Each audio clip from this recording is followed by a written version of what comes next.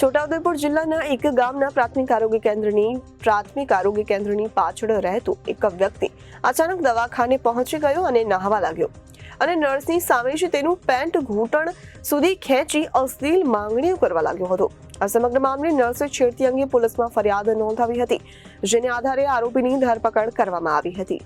કલકત્તાની ઘટનાના પડઘા હજુ પણ દેશભરમાં સંભળાઈ રહ્યા છે। આ દરમિયાન ગુજરાતના છોટાઉદેપુર જિલ્લામાં કોલકાતા જેવી ઘટના બની છે। તમને જણાવી દઈએ કે જિલ્લાના એક પ્રાથમિક આરોગ્ય કેન્દ્રની નર્સ સાંજે 5 વાગે ફરજ પર હાજર હતી। 20મી ઓગસ્ટે સમયે પ્રાથમિક આરોગ્ય કેન્દ્રમાં ફરજ પરના અન્ય કર્મચારીઓ તેમની શિફ્ટ પૂરી કરી ગયા બાદ ઘરે ગયા હતા અને પ્રાથમિક આરોગ્ય કેન્દ્રમાં માત્ર નર્સ અને તેનો 2.5 વર્ષનો પુત્ર હાજર હતો। કોલ્ડ ડ્રિંક પીતા જ નર્સ વોશરૂમમાંથી બહાર નીકળતી વખતે હેલ્થ સેન્ટરમાં હાફથી પૂછ્યું અને તેને જોયું શું થયું, જેથી તે વ્યક્તિ જેનું નામ જગદીશ રાઠવા જણાવવામાં આવી રહ્યું છે, તેણે કોઈ જવાબ ન આપી સીધો જ નર્સનો હાથ પકડી લીધો અને નર્સે તે વ્યક્તિને ધક્કો મારીને પોતાને બચાવવાનો પ્રયાસ કર્યો, પરંતુ તે રોકાયો નહીં। તેનું પેન્ટ ઉતાર્યું અને નર્સ સાથે અશ્લીલ માંગણી કરવાનું ચાલુ રાખ્યું અને તે તેના બાળક સાથે ભાગી ગઈ અને જોકે તેના પરિવારને અકસ્માતની જાણ કર્યા પછી તેઓએ સમગ્ર મામલાની ફરિયાદ નોંધાવી। જોકે નર્સની ફરિયાદને આધારે પોલીસે તાત્કાલિક કાર્યવાહી કરી આરોપી જગદીશ રાઠવાની ધરપકડ કરી હતી, પરંતુ પોલીસનું કહેવું છે કે તે માનસિક રીતે ઠીક નથી, તેથી તમામ રિપોર્ટ આવે ત્યાં સુધી તેને વડોદરાની SSG હોસ્પિટલમાં પોલીસ કસ્ટડીમાં મોકલી દેવામાં આવ્યો છે। જ્યાં સુધી તે નહીં આવે ત્યાં સુધી તેને હોસ્પિટલમાં જ રાખવામાં આવશે।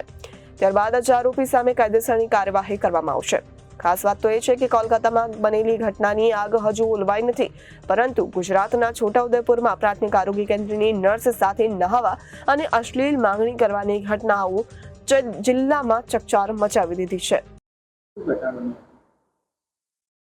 ઘટના આવી બની 20 તારીખની વાત છે। 20 તારીખે મેં જે મારી નાઇટ ડ્યુટી કરવા માટે આવી હતી 5 વાગે, અહીં 5:45 ની આસપાસની ઘટના બની છે કે મેં અહીંયા 5 વાગે અહીંયા હાજર થયેલી।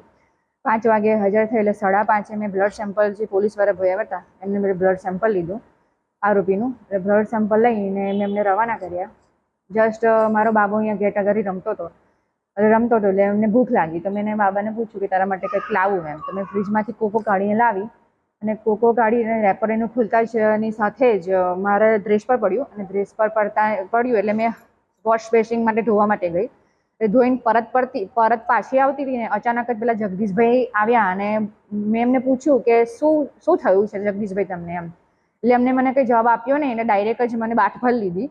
બાટ ભરીને અશબ્દ બોલી દીધા અને અશબ્દ બોલી અને ડાયરેક્ટ એમનું પેન્ટ ઉતારી દીધું। પેન્ટ ઉતારીને બોલ્યા અને પછી પાછું મેં બાળતાને ધક્કો મારીને પાછા પરત મારી પાસે બાટ ભરવા આવ્યા। બાટ ભરી લીધી અને મેં બાટ ભરતા મેં બૂમ પાડી, આજુબાજુના વ્યક્તિને બૂમ પાડીને એક વ્યક્તિ છે વિપુલ કરીને મેં બૂમ પાડી। બૂમ કરી એટલે બધા આજુબાજુના વ્યક્તિ મને બચાવવા માટે આવી ગયા। એટલે જે ભાઈને આવતા એક બેને તો જોયા હતા, એ બેને જોતા બૂમ પાડતા ગેટ અગાડી આવી ગયા અને ગેટ અગાડી આવતા મને બચાવી લીધી એ લોકોએ ને પાછા બચાવતા એક જે હિતુભાઈ છે એને ખેંચીને બહાર તો લઈ ગયા પણ પાછા વળીને મને બાટ ભરવા માટે આવતા હતા। જે શબ્દ બોલ્યા છે 2 થી 3 વખત એવો શબ્દ મને બોલ્યા, અશબ્દ બોલ્યા એટલે પછી બોલ્યા એટલે પાછા હિતુભાઈને પાછા ફરીથી લઈ ગયા। ત્યાં હું સ્ટોપ થઈ ગઈ, પાછા એ લોકો એને લઈને જતા રહ્યા, એના ફાધર આવીને લઈને જતા રહ્યા એને। પોલીસ ફરિયાદ નથી કેમ કે એ વખતે વરસાદ પડ્યો હતો ને મારા બધાના ફોનનો નેટવર્ક બંધ થઈ ગયો હતો ને પોલીસ સ્ટેશનની જાણ મેં થોડાક લેટ કરી, 9:30 જેવી આસપાસ મેં લેટ કરી કેમ કે એ વખતે વરસાદ બહુ પડતો હતો। પોલીસ ફરિયાદ કરીને FIR બી ફરાઈ દીધી। કલકત્તાની જે ન્યૂઝ છે એ આખી સમગ્ર ગુજરાત ભારતમાં ગુંજી ઉઠી છે। જો કોલકાતાના જો સપોર્ટ માટે ના હોત, એવી ઘટના જો મારી જોડે બનતી હોત તો શું થતું। અત્યારે એના માટે હું બચી ગઈ છું કે આગળ શિક્ષણાત્મક પગલાં લેવા માટે અત્યારે સેફટી માટે બધે સ્ટાફ નર્સ માટે સેફટી જરૂરી છે।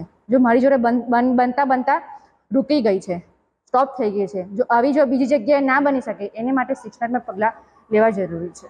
ગઈ તારીખ 20/8/24ના કલાક 19:00 આસપાસ કરાલી પોલીસ સ્ટેશન ખાતેના પ્રાથમિક આરોગ્ય કેન્દ્ર ખાતે એક ઈસમ દ્વારા નર્સની છેડતી કરવામાં આવેલી જે બાબતે કાયદેસરની ફરિયાદ નોંધી આરોપીને પકડવાની તજવીજ હાથ ચાલુ છે। શું નામ સાહેબ આપનું? PI SD Kalara. Bureau report Janadesh news, Chhota Udepur.